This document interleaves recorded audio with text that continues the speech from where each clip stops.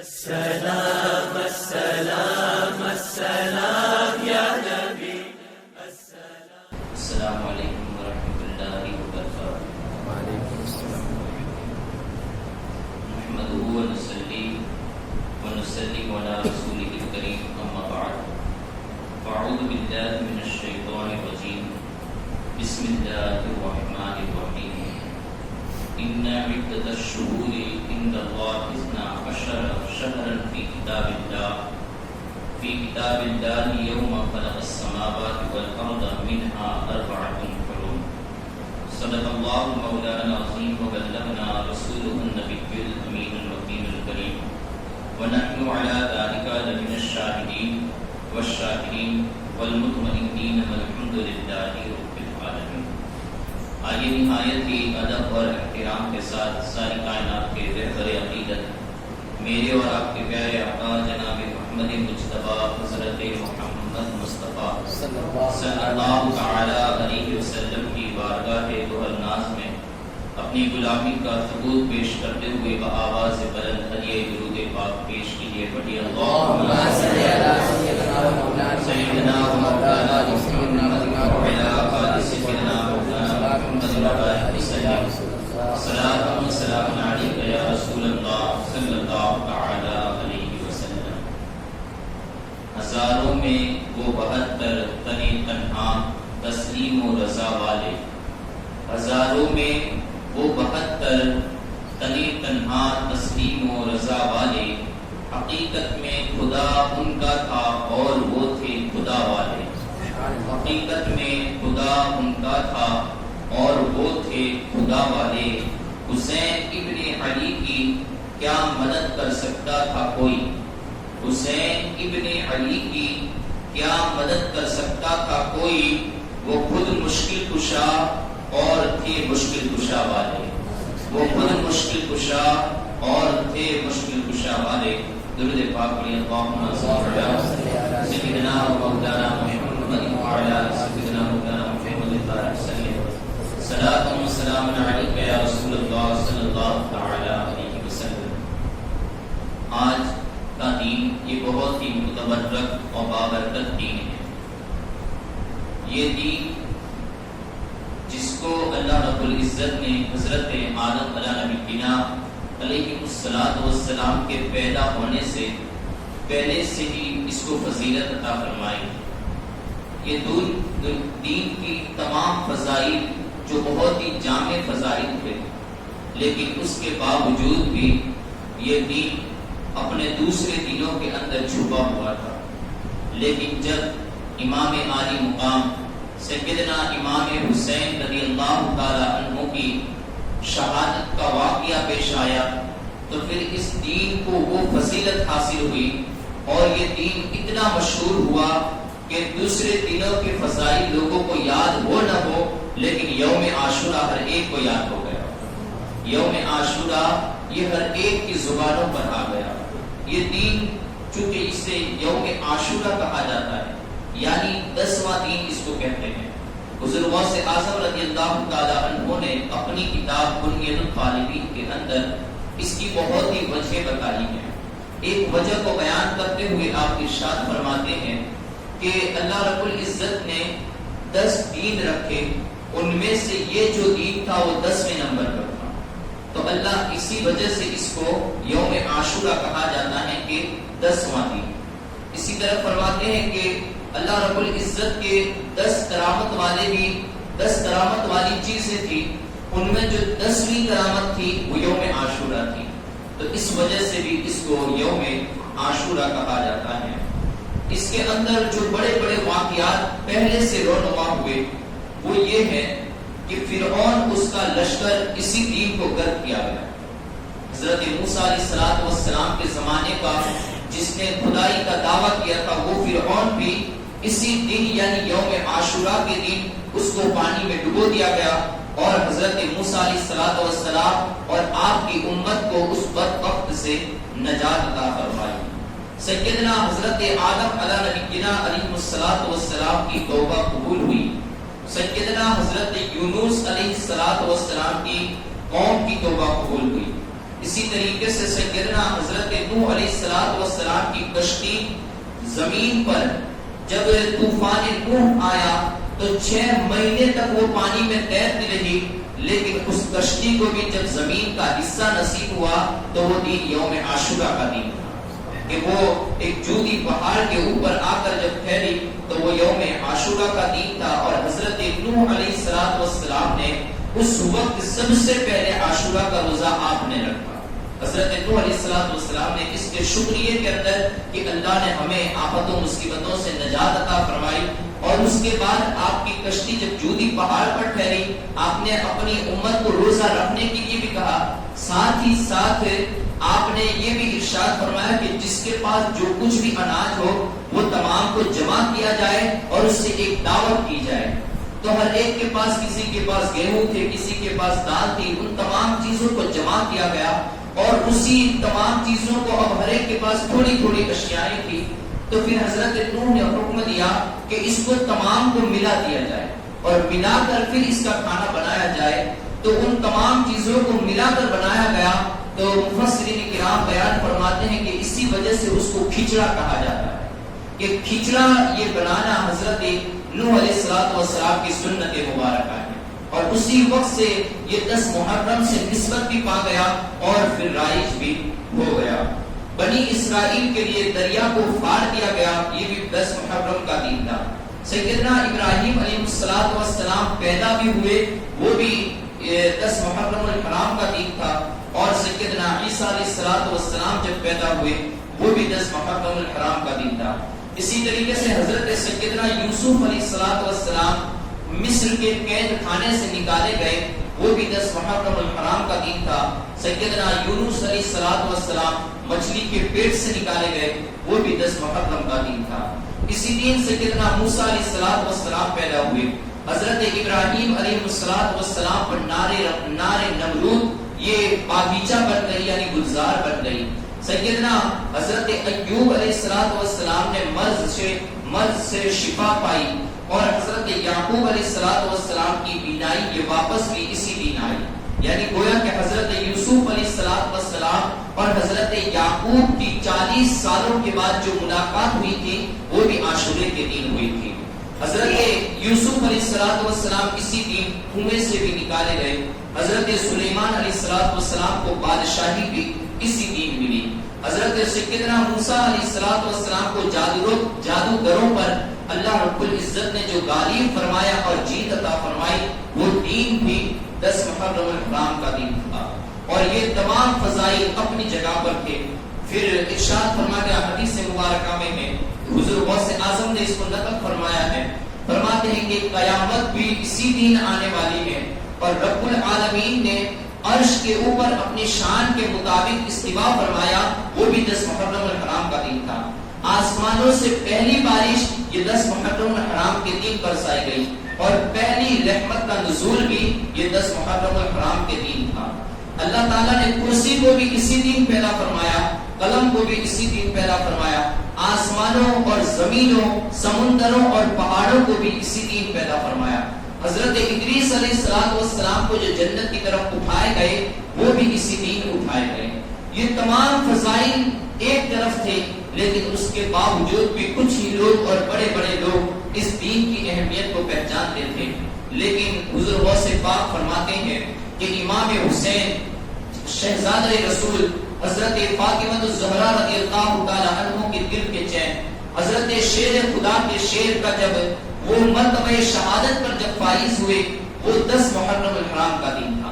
10 محرم الحرام کا یہ دن تھا، اور اللہ رب العزت نے اس دین کو حضرت امام عالی مقام کی بدولت پھر وہ مقام اور مرتبہ عطا فرمایا کہ اسلامی دنیا کے اندر ہر کوئی اس دین کو منانے لگا، ہر کوئی اس دین کی اہمیت کو جاننے لگا، اور ہر کوئی امام پاک کے نام پر اپنی نظر و نیاز کو پیش کرنے لگا، اور اللہ رب العزت کی بارگاہ میں وہ کبھی اس کے فضائل کو جانتے ہوئے انہوں نے روزے رکھنے بھی شروع کر دیے۔ اس دین کو ایک بزرگ دین کہا گیا ہے، اور اس دین کے اندر جو بھی کام کیا جاتا ہے اللہ رب العزت اس کا بڑا ہی اجر و ثواب بھی عطا فرماتا ہے۔ یہاں تک کہ حدیث مبارکہ میں اس دین کے تعلق سے کچھ باتیں جو رحمت تو عالم صلی اللہ تعالی علیہ وسلم نے بھی ارشاد فرمائی ہیں وہ یہ ہے، آپ ارشاد فرماتے ہیں کہ اگر کوئی اس دن یتیم کے سر پر ہاتھ پھیرے، مسح بیدیہ علی رأس یتیم یوم عاشوراء رفعہ اللہ تعالی لہ بکل شعرۃ علی رأسہ درجۃ فی الجنہ، کہ اگر اس دن کوئی کسی یتیم کے سر پر ہاتھ پھیرتا ہے تو اللہ رب العزت اس یتیم کے سر پر جتنے بھی بال ہوں گے ہر بال کے برابر اسے نیکی عطا فرمائے گا، اور ہر بال کے برابر جنت میں اس کے درجات بلند فرمائے گا۔ یہ آقا رحمت صلی اللہ علیہ وسلم نے یتیم کے سر پر ہاتھ پھیرنے کے بارے میں ارشاد فرمایا۔ یتیم کے سر پر تو عام دنوں کے اندر بھی اگر کوئی ہاتھ پھیرتا ہے، اس کے ساتھ اچھا معاملے سے پیش آتا ہے، آقا رحمت صلی اللہ علیہ وسلم نے اس کے بھی بڑے فضائل سنائے ہیں۔ فرماتے ہیں من مسح رأس یتیم لم یمسح اللہ الا للہ کان لہ بکل شعرۃ تمر علیہا یدہ حسنات، کہتے ہیں کہ اگر کوئی شخص یتیم کے سر پر صرف اور صرف اللہ کی رضا کی خاطر ہاتھ کو پھیرتا ہے، اللہ ہر بال کے عوض اسے نیکی عطا فرماتا ہے۔ من احسن الی یتیم او یتیم عندہ، اور اگر کوئی یتیم بچے جو اس کے ساتھ ہیں یعنی اس کے پاس ہے، اگر کوئی یتیم کی پرورش کرتا ہے جو اس کے پاس ہے، فرماتے کنت انا وهو فی الجنۃ کہاتین وقرن بین اصبعیہ، تو آقا نے ارشاد فرمایا کہ کل قیامت کے دن جب اللہ مجھے جنت عطا فرمائے گا تو اس بندے کو بھی جنت میں میرے ساتھ ایسے رکھے گا۔ آپ نے اس طریقے سے انگلیوں کا اشارہ فرما کر اپنی دو انگلیوں کو ملا دیا، فرمایا کہ میں اور یتیم کے ساتھ بھلائی کرنے والا، یتیم کی پرورش کرنے والا، میں اور جنت میں ایک ساتھ رہیں گے، میں اور وہ جنت میں ایک ساتھ رہیں گے۔ اسی طریقے سے یہ بہت ہی بڑی فضائل جو آقا نے اور ارشاد فرمائی، یعنی یوں سمجھ لیجئے کہ یہ پورے سال کے ایک بیمے کے طور پر آقا رحمت صلی اللہ علیہ وسلم نے عطا فرمائی۔ آقا ارشاد فرماتے من اغتسل یوم عاشوراء لم یمرض مرضا الا مرض الموت، کہ اگر کوئی شخص عاشورے کے دن غسل کرتا ہے تو وہ غسل کرنے سے اللہ رب العزت پورے سال اس کو بیماریوں سے حفاظت فرمائے گا، پورے سال اسے کوئی بیماری کے اندر مبتلا نہیں کیا جائے گا الا مرض الموت، اور جو بیماری آئے گی تو وہ مرض الموت ثابت ہوگی۔ عاشورے کے روز اگر انسان توبہ کرتا ہے اللہ رب العزت اس کی توبہ کو قبول فرماتا ہے۔ من قومک مر قومک ان یتوبوا الیک فی اشر محرم فاذا کان فی اليوم العاشر فلیخرجوا الیک اغفر لهم۔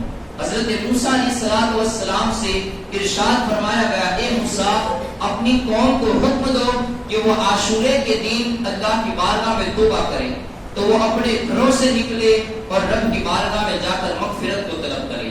تو گویا کہ اس سے پتہ یہ بھی چلا کہ اگر کوئی عاشورے کے دن توبہ کرتا ہے، استغفار کرتا ہے، اللہ رب العزت چاہے وہ کیسا بھی گنہگار ہوتا ہے، چاہے اس نے کیسا بھی گناہ کیا ہوتا ہے، عاشورے کی برکت سے اللہ اس کے گناہوں کو معاف فرما دیتا ہے۔ اسی طریقے سے ایک اور چیز، ایک فضائل آقا رحمت صلی اللہ علیہ وسلم نے ارشاد فرمائے، فرمایا من اکتحل بالاثم یوم عاشوراء لم ترمد عینہ ابدا، کہ اگر کوئی عاشورے کے دن اپنی آنکھوں میں سرما لگاتا ہے تو اللہ رب العزت اس سرمے کی بدولت اور عاشورے کے دن کی فضیلتوں کی بدولت پورے سال اس کی آنکھیں دکھنے سے حفاظت میں آ جاتی ہیں، کہ پورے سال اس کی آنکھوں میں کبھی درد پیدا نہیں ہوتا۔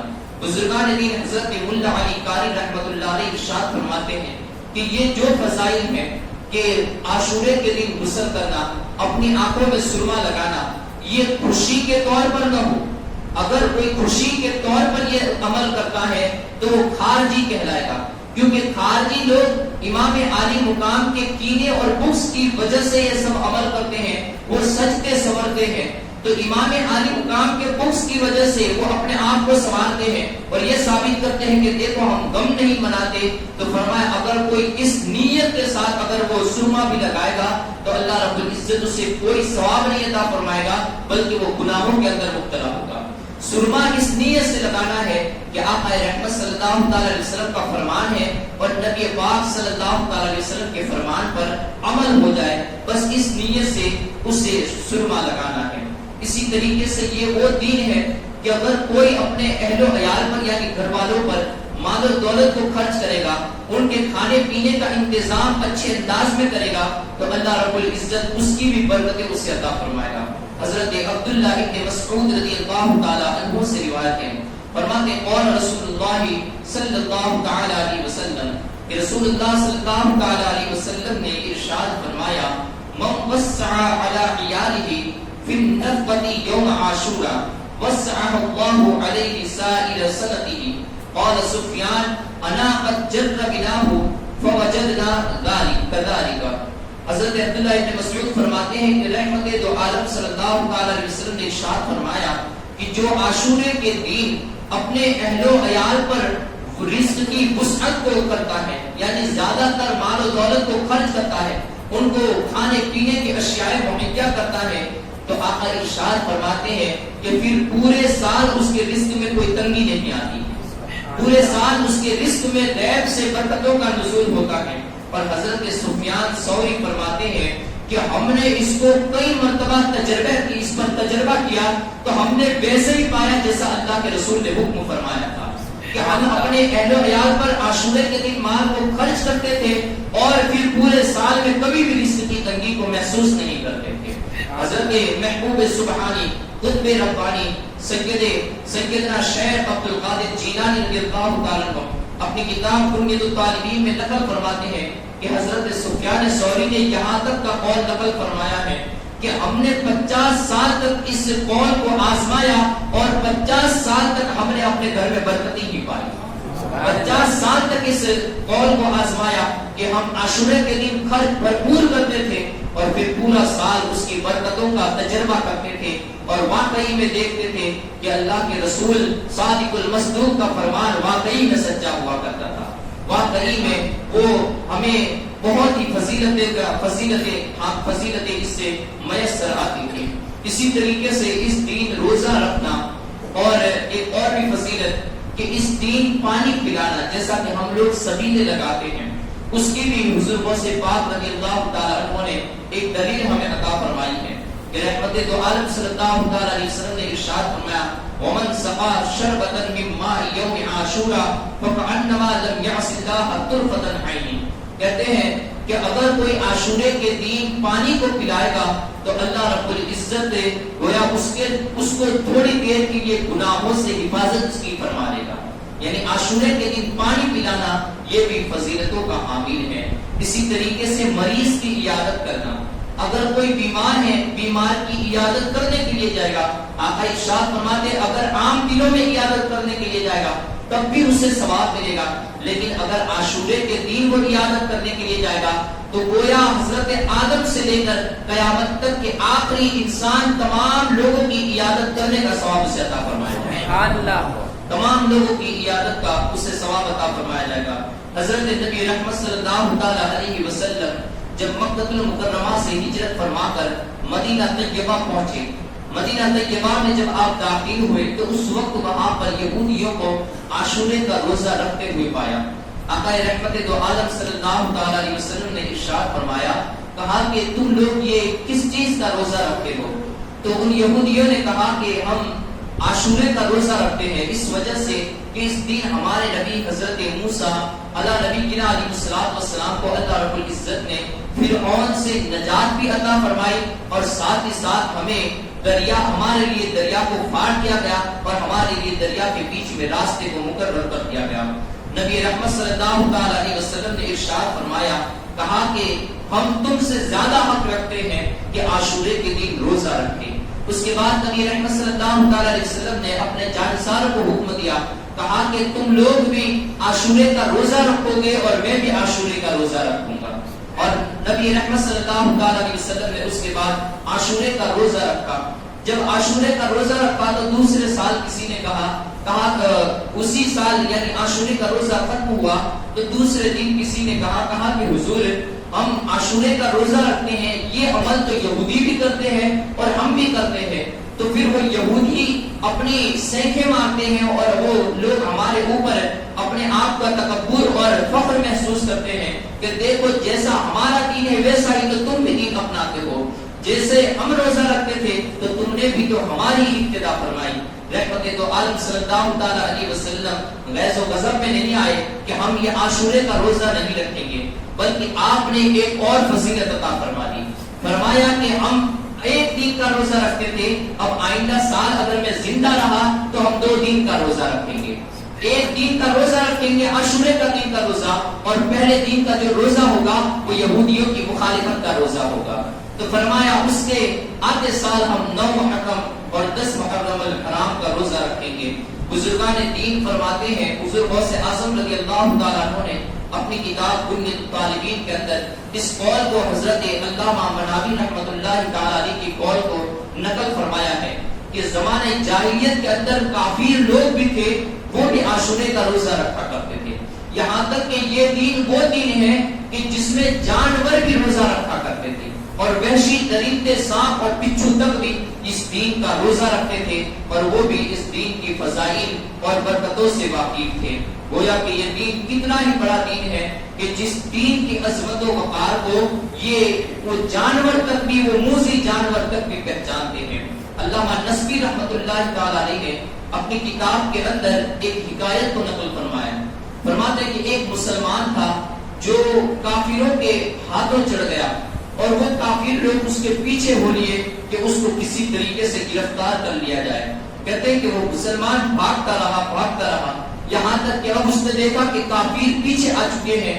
تو اس کے بعد اسے ڈر محسوس ہوا کہ یہ لوگ مجھے پکڑ لیں گے، گرفتار کر لیں گے، اور اس کے بعد مجھے شہید کر دیا جائے گا. اس نے اسی وقت، چونکہ وہ عاشورے کے دین سے پہلے آنے والی وہ رات تھی، اس نے اسی وقت نیت کی، کہا کہ اے اللہ، اگر تو نے مجھے ان کافروں سے نجات عطا فرمائی تو میں عاشورے کا روزہ رکھوں گا. جب اس نے یہ نیت کی اپنے دل میں، تو کافر اس کے پاس سے گزر گئے، لیکن اللہ نے انہیں اندھا فرما دیا. اللہ نے انہیں ایسا اندھا کر دیا کہ وہ بندہ وہ راستے پر کھڑا ہوا تھا، لیکن وہ کافر اسے دیکھ نہ سکے. کافر وہاں سے گزر گئے. اب اس نے دوسرے دن روزہ رکھا. چونکہ وہ جنگل و بیابان میں تھا، اس کے پاس کھانے کی کوئی بھی چیز نہیں تھی. یہاں تک کہ وہ روزہ رکھا، افطار کا وقت ہوا تو وہ ایسے ہی سو گیا. جب سو گیا تو کیا دیکھتا ہے کہ فرشتہ خواب میں آتا ہے، اور فرشتے نے آ کر اسے ایک گلاس پیش کیا جس کے اندر شربت تھا. اس شربت کو اس نے اپنے ہاتھوں سے لیا. جیسے ہاتھوں میں لیا اس کی آنکھ کھل گئی. کیا دیکھتا ہے کہ وہ شربت کا گلاس باضابطہ طور پر اس کے پاس موجود ہے. پھر اس نے اس شربت کو نوش فرمایا، اس شربت کو پیا. تو یہ عاشورے کے فضائل ہیں. جو اللہ پر بھروسہ کرتا ہے، اللہ رب العزت واقعی میں اس کے لیے کافی ہے کہ اللہ ایسی جگہ پر اس کی مدد فرماتا ہے کہ جہاں پر اس کے لیے کوئی بھی اسباب مقرر نہیں ہوتے. تو گویا یہ عاشورے کے فضائل تھے کہ جو بندہ اگر اس پر عمل کرے گا تو اللہ رب العزت اس کی فضیلتوں سے اسے بہرہور فرمائے گا، اس کی فضیلت اسے حاصل ہو کر انشاءاللہ العزیز رہے گی. آخر میں ہم یہاں پر نماز نفل کو ادا کریں گے. اس کے طریقے کو سماعت کر لیں کہ یہ جو عاشورے کے فضائل میں بہت ساری نوافل، یہ ہم اور بھی پرچوں کے اندر بھی پڑھتے ہیں، اور دوسری بھی بہت ساری نوافل جو کتابوں کے اندر بھی موجود ہیں، لیکن ہم ہر مرتبہ 4 رکعت نماز کو ادا کرتے ہیں جو عاشورے کے ساتھ مختص نماز کر دی گئی ہے کہ وہ 4 رکعت اس طریقے سے پڑھیں کہ ہر رکعت کے اندر سورہ فاتحہ کے بعد 15 مرتبہ قل هو اللہ احد شریف پڑھیں، اور قل هو اللہ شریف ہر رکعت میں 15 مرتبہ پڑھ کر اس طریقے سے ایک سلام سے 4 رکعت کو ختم کریں، اور اس کے بعد دعائے عاشورہ پڑھیں. باہر دوسری بھی نوافل لکھی ہوئی ہیں، اگر کوئی وہ بھی پڑھنا چاہے تو ابھی یعنی فاتحہ خوانی کے بعد یا نماز ظہر کے بعد یا رات میں کسی بھی وقت وہ پڑھنا چاہے تو ان کو بھی پڑھ سکتا ہے. ہم یہاں پر وہ 4 رکعت نماز جو عاشورے کے ساتھ مختص ہیں ان نماز کو ادا کریں گے. رب کائنات کی بارگاہ میں دعا ہے اللہ رب العزت نے مجھے اور آپ سبھی کو اپنی رضا والے کام کرنے کی توفیق عطا فرمائے. امام عالی مقام سیدنا امام حسین رضی اللہ تعالی عنہ کی بدولت ہماری مغفرت فرمائے. اللہ رب العزت ہمیں مصیبتوں سے نجات عطا فرمائے، اور اللہ رب العزت ہمارے ایمان کی حفاظت فرمائے، اور آخری وقت بھی موت بھی جب آئے تو ہماری ایمان کے ساتھ موت آئے. وآخر دعوانا الحمدللہ رب العالمین. السلام علیکم.